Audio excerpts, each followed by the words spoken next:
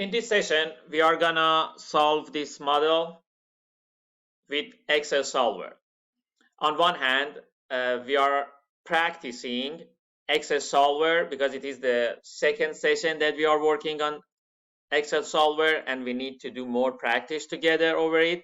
And on the other hand, we are gonna review also the shortest route model that we just discussed, and we created that to find the best route from node 1 to node 6. This model that you see in front of you is exactly the same as the one that you just created regarding the shortest route section.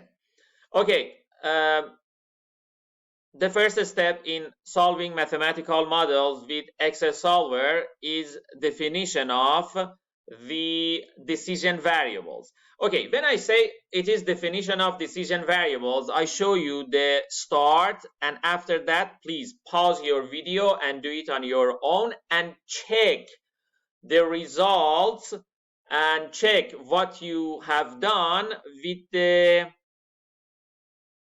following video. So when we want to define the decision variables, okay, let's start it from here. Okay, I start definition of them. And since we have all the decision variables in order here, I'm gonna transfer exactly in the same order from here to here. So we have x1, 2, the next one is x1, 3, and like that I'm gonna continue and write down all the decision variables we have. Now we have all the decision variables titles written down, and just to make it more stand out in this page, let's do some sort of graphical stuff. So we go and design. Let me show you in this way so you can see it. Order.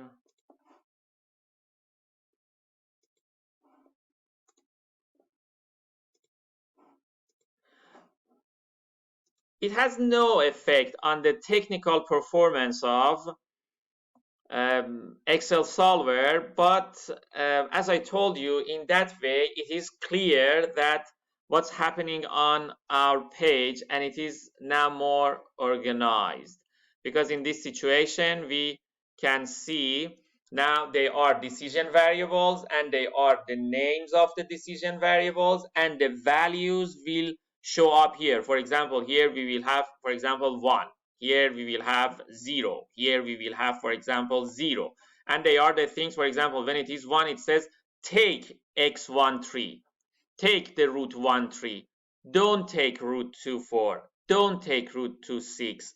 But since these cells must be filled with Excel Solver, I'm gonna delete everything.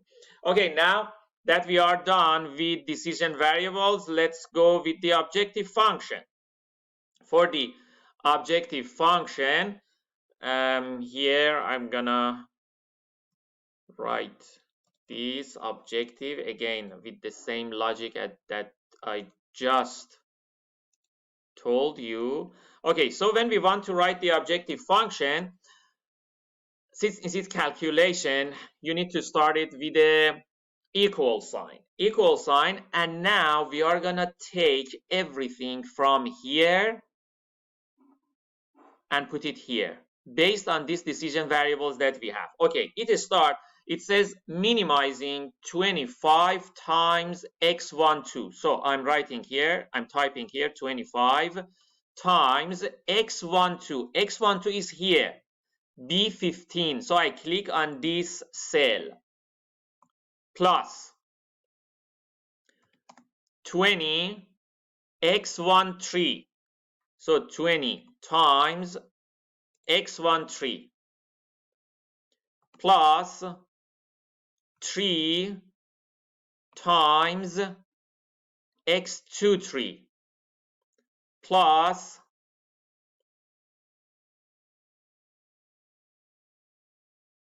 3 times x32. And like this, you continue to finish all the objective function that you see here.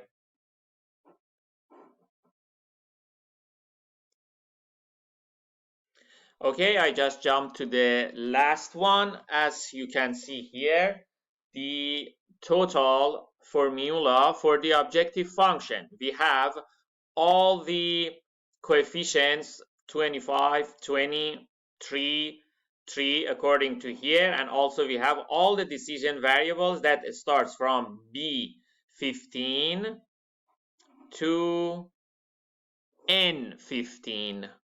So now we are done with the objective function. After finishing the objective function with the same logic,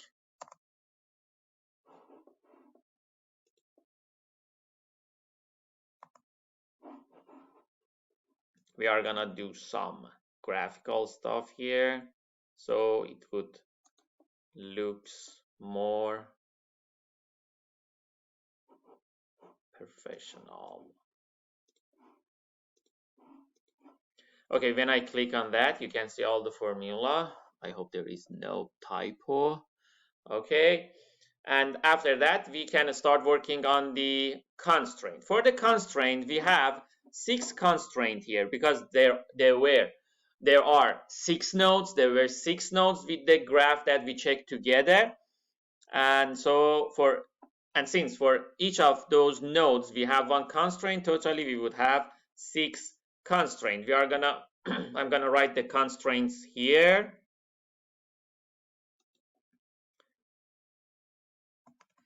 C1, C2, C3, C4, and C5, and C6.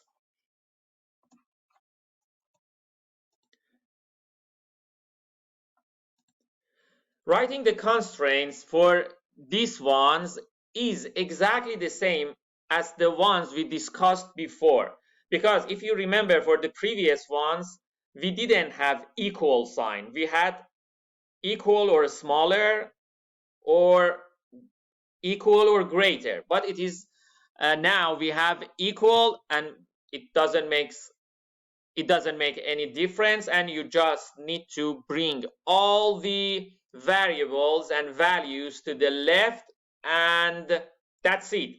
But remember, always you need to define the constraints also, like the objective function with an equal sign in the cell. For the first one, I'm going to write it. Okay, for the first one we have x12, so I'm going to click here, plus x13. We don't have any other variable. We bring 1 to the other side, so it would be minus 1. Finish. I'm gonna do it for the second one, and after that, please pause the video and do it yourself for the rest of the constraints that you see in this page. So equal for the second one, it starts minus x12. So I put minus x12 plus x23, as you can see here. So plus x23 minus x32. x32 here, so I'm gonna click here, plus x24. So I'm gonna click here, minus x42. I'm gonna click here, and plus x26, and x26 is here. And since on the other side there is no value, I'm done with this constraint.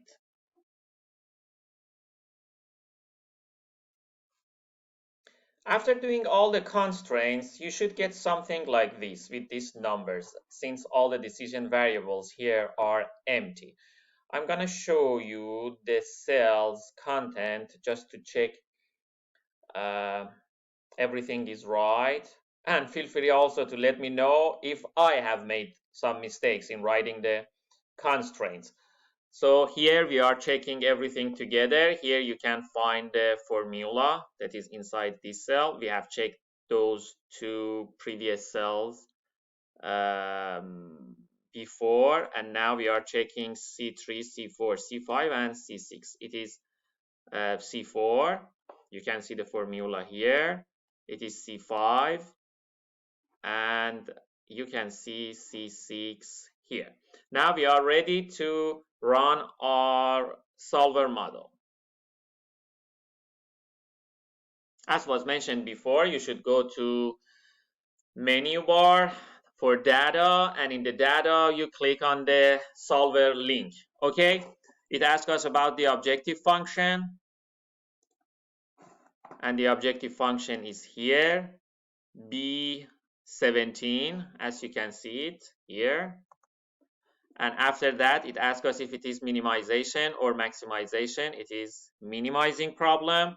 And here it asks for the decision variables. Here we have the decision variables. After that, we go for the constraints. And for the constraints, when we add them,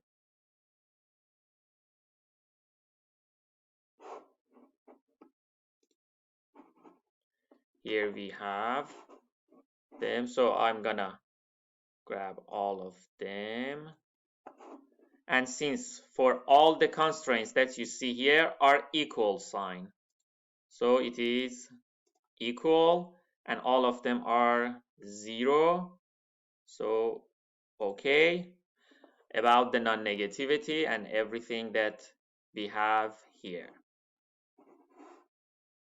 Okay, the only things that we need to define is about the fact that our decision variables are 0, 1. So it is also some sort of constraint. So we are gonna add another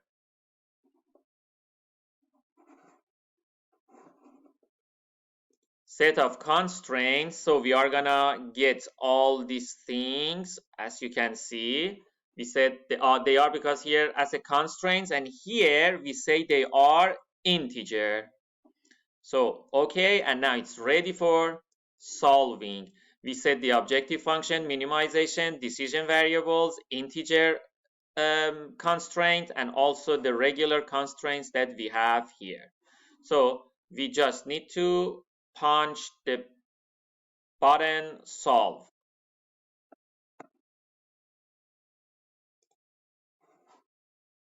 Okay, here I made a mistake. I choose them as integer. They are not integer, so delete this one and add. Let's go to the cell and set all of them as binary, not integer. It was my mistake. So okay, so we have everything here and we can solve it.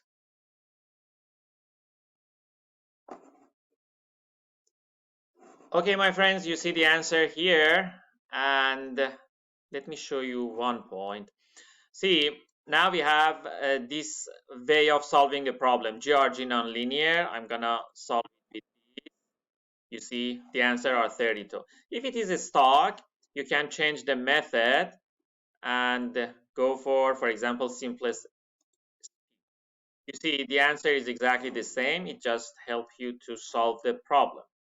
Let's go for the other one and solve. You see, for all of them, you get same answer. So if you have done everything right, you should get the same numbers as you can see here.